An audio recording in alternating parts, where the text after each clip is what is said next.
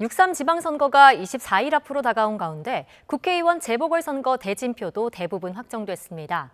이번 선거 결과에 따라 지방정부의 권력 변화는 물론 국회 의석 구도에도 변화가 올 수 있는 만큼 관심이 커지고 있는데요. 이 선거 주요 이슈와 향후 선거전 전망, 김은건 YTN 해설위원과 분석해보겠습니다. 어서 오세요. 안녕하세요. 네, 여야가 주말과 휴일도 반납한 채 민심 잡기에 주력하고 있습니다. 우선 민주당은 재보선 14곳 공천 모두 마무리했고요. 선거 지원에 본격 뛰어든 모습이죠. 네, 그렇습니다. 민주당 오늘 6.3 지방선거 선거대책위원회를 공식 출범하고 본격적인 선거 체제에 들어갔습니다. 이름도 국가정상화 선거대책위로 붙였는데요. 네. 12.3 불법계엄으로 그동안 위기에 빠졌던 나라를 정상으로 되돌리는 뜻을 강조를 하면서 내란 세력에 심판을 완결하자는 의미로 풀이가 됩니다. 예. 민주당은 앞서 충남 지역 보궐선거에 검사 출신인 김영빈 변호사를 전략 공천하면서 재보선 14곳의 후보를 모두 확정을 했습니다. 민주당은 일부 수도권과 호남 등 강세 지역 공천 과정에서 갈등이 불거지기도 했지만은 전체적으로 큰 잡음 없이 공천을 마무리했다는 평가입니다.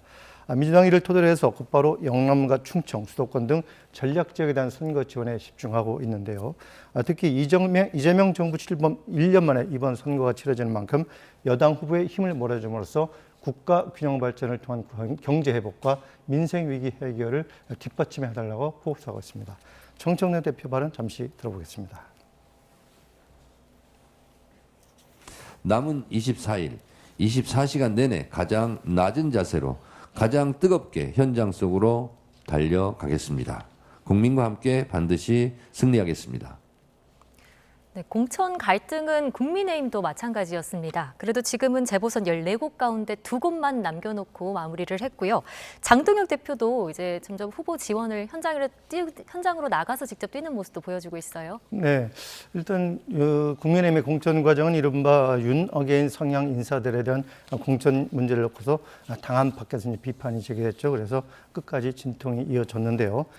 가장 큰 갈등 요인이었던 윤 대통령 당시 비서실장을 지낸 정진석 전 국회부의장의 충남 보궐선거 공천 문제였는데 민주당뿐 아니라 당 내에서도 국민의힘에서도 정 전 실장 공천에 반발하는 목소리가 이어졌죠. 정 전 실장이 결국 공천 신청을 철회하면서 논란이 마무리하고 이번 주에 경선으로 최종 후보가 결정이 됩니다. 국민의힘은 공천 과정에서 불거진 윤 어게인 논란을 뒤로하고 본격적으로 선거전에 이제 나서고 있는데요. 네. 이번 주에 이제 선대위를 공식 출범할 예정입니다. 특히 민주당이 추진하는 조작기소 특검과 관련해서 중앙선대위에 공소 취소 대응 TF를 발족을 한다고 합니다. 그래서 네. 앞으로 헌법까지 무시하는 이런 정부 여당의 독주를 반드시 막아내달라고 호소해 나갈 것으로 보이는데요. 장동혁 대표의 발언 잠시 들어보겠습니다. 그 대통령의 권한을 이용해서 자기 죄를 다 없애겠다고 합니다. 있을 수 없는 일이고. 네, 지금 보수 야권에서는 조작기소 특검법 공세를 강화하고 있습니다. 이 대통령 셀프 사면법이다 이렇게도 주장을 했는데 민주당은 특검법 논의 자체를 지방선거 뒤로 미루기로 했습니다. 선거 악영향을 우려한 조치로 보이죠? 네, 일단 현재까지는 여론조사상 국민의힘 후보를 민주당 후보가 어느 정도 이제 대다수 광역단체장 후보에서는 이제 앞서고 있는 걸로 이렇게 나오고 있습니다. 예. 다만 이제 선거가 임박을 할수록 보수가 결집할 수 있다는 분석도 있고, 이번 선거 승부처인 서울과 영남권에서는 여야 후보의 지지율 격차가 이제 오차 범위까지 좁혀드는 조사 결과가 지금 나오고 있거든요. 네. 그래서 판세 변화 가능성도 제기가 되고 있습니다. 이런 판세 변화의 배경으로는 최근 이제 심상치 않은 부동산 동향 등 여러 요인이 꼽히는데요. 여기에다 민주당이 이제 조작기소 특검법 추진이 국민의힘 등 보수 진영의 강력한 반발을 불러오면서 선거 전에 주요 쟁점으로 떠올랐습니다. 여권 내에서도 이제 보수 진영의 결집을 자극할 수 있다는 이런 분위기가 우려가 제기됐고 예. 결국 청와대가 선거 뒤에 논의하는 것으로 이렇게 정리한 모양새가 됐죠. 민주당으로서는 특검의 필요성을 인정을 하면서도 일단 선거 전에서 공세 빌미를 주지 않기 위해서 적극적인 대응에서는 나서지 않을 것으로 관측됩니다. 특히 이를 고려로 해서 불법 계엄 사태로 이제 갈라진 보수 야권이 결집을 한다면은 선거 판세에 적지 않은 영향 미칠 수도 있다는 관측이 나옵니다. 네, 이 판세 변화 배경으로 부동산 동향 말씀 주셨는데 이 서울시장 선거에서도 부동산 문제가 문제가 핵심 이슈로 떠올랐습니다. 특히 어제는 두 후보가 이 서로를 향한 비유가 좀 화제가 됐어요. 네, 그렇습니다. 이 정원호 민주당 후보는 이번에 이제 첫 도전에 신선함을 내세우고 예. 있고요. 그 반면에 오세훈 국민의 후보는 이제 사선의 경륜을 내세우고 있죠. 근데 이런 서로의 이제 장점으로 내세운 부분들을 이제 서로가 비유를 섞어가면서 날선 이제 비판을 가했어요. 네. 정원호 후보 측은 이제 오 후보 측을 겨냥해서 10년을 시간을 허락받고도 빈손이었다. 그리고 결국 오래됐을 뿐 맛없는 식당 맛집이다. 뭐 이렇게 이제 비판을 했죠. 예. 오세훈 후보도 최근 이제 지지율 격차가 좁혀지고 있다면서 정 후보를 질소 포장지가 뜯긴 상태다 이렇게 얘기를 했어요. 결국 과대 포장이 벗겨지고 있다는 건데요. 상대방이 강점이라고 내세우는 이런 부분들을 서로 깎아내리려는 걸로 보입니다. 그리고 이제 상대방의 이제 핵심 정책들을 이제 비판을 하는가 하면은 양자 토론을 하자 이런 것도 이제 제안하면서 압박하고 나서고 있는데요. 예. 두 후보의 발언 잠시 들어보겠습니다. 신통기획의 장점과 또 부족한 점은 보완하는. 근데 보완하는 측면이 굉장히 크기 때문에 제가 새로운 이름으로 착착 개발이라고 했습니다. 전세 매물을 모두 씨말리고 전부 월세로 전환해서 월세 가격까지 폭등하게 된 이런 전반적인 상황에 대해서 종합적인 토론이 있기를 기대하는 겁니다. 네, 최근에는 또 용산 개발을 둘러싸고도 대립각을 세웠습니다. 이 부동산 정책 공방 앞으로 더 거세질 수밖에 없겠죠. 네, 그렇습니다. 먼저 이제 용산 개발 문제는 정원호 민주당 후보가 이제 오세훈 시장을 겨냥해서 적극적으로 이제 공세를 나서고 있는데요. 예. 지난 2014년에 이제 용산 개발이 좌초된 가장 큰 이유가 결국 끝까지 개발을 책임질 주체가 없다. 이렇게 분명하지 않다는 점이라고 이렇게 비판을 했고요. 결국 이제 오세훈 시장식으로 가면은 안 된다고 이렇게 얘기를 하면서 유엔의 AI 협의를 유치를 통해서 용산을 세계 AI 정책과 산업의 중심지로 우뚝 서게 하겠다 이렇게 강조를 했어요. 이런 말은 결국 이제 역대 민주당 정부의 약점으로 꼽히는 이제 부동산 문제에 대해서 오 후보 측이 이제 공세를 강화하는 데 대해서 반격을 한 차원을 풀이가 됩니다. 이에 대해서 오세훈 후보는 이제 적반하장이 기가 막힌다 이렇게 얘기를 하면서 네. 문재인 박원순 시장 이제 집권 10년 동안에 멈춰서 있던 것은 전혀 언급하지 않고 있다고 이렇게 반박을 했습니다. 또 정부가 제시한 이제 1만 호 건설 공약을 정 후보가 수용한 데 대해서도 닭장 아파트촌이 될 것이다 이렇게까지 원색적으로 반박을 했죠. 결국 국민의힘에서는 이제 또 장동혁 대표까지 나서서 이제 오늘부터 시행되는 이제 다주택자 양도세 중과세 인해서 집값이 이제 다시 오를 것이다 예. 이렇게 비판하는 등 측면 지원에 나서고도 있고요. 앞으로 이제 부동산 이런 동향 시세가 이제 맞물리면서 공약 실효성에 대한 유권자들의 판단 이것이 서울시장 선거에 큰 영향을 미칠 것이라는 분석이 나오고 있습니다. 또 하나의 관심 지역이죠. 대구시장 선거도 살펴보겠습니다. 최근 여론조사를 보니까 민주당 김부겸 후보와 국민의힘 추경호 후보가 오차 범위 안에서 접점을 벌이는 것으로 나타났네요. 네, 그렇습니다. 지난달까지만 해도 이제 김부겸 후보가 오차 범위 밖에서 이제 좀 앞서는 조사 결과가 나왔었어요. 예. 그런데 최근에 이제 실시된 여론조사라면은 선거전이 본격화하면서 박빙의 접전이 펼쳐지고 있는 것으로 나오고 있습니다. 지금 이제 화면에서도 보고 있는데 그동안 국민의힘 이제 공천 과정에서 이진숙 주호영 의원을 이제 배제하면서 이제 국민의힘 내부에 많은 진통이 있었죠. 예. 이런 것들이 이제 정리가 되고 또 사실상 양자 대결 구도가 펼쳐지면서 대구 민심에도 어느 정도 변화가 일어나고 있는 게 아니냐 이렇게 분석이 나옵니다. 사실 대구는 이제 현역 국회의원이나 이제 구청장 모두 국민의힘 소속일 정도로 보수의 텃밭 또는 심장이다 이렇게도 불리고 있는데 그만큼 선거전이 본격화하고 조직이 가동이 되면서 국민의힘 지지세가 올라오는 것으로 분석할 수 있겠습니다. 예.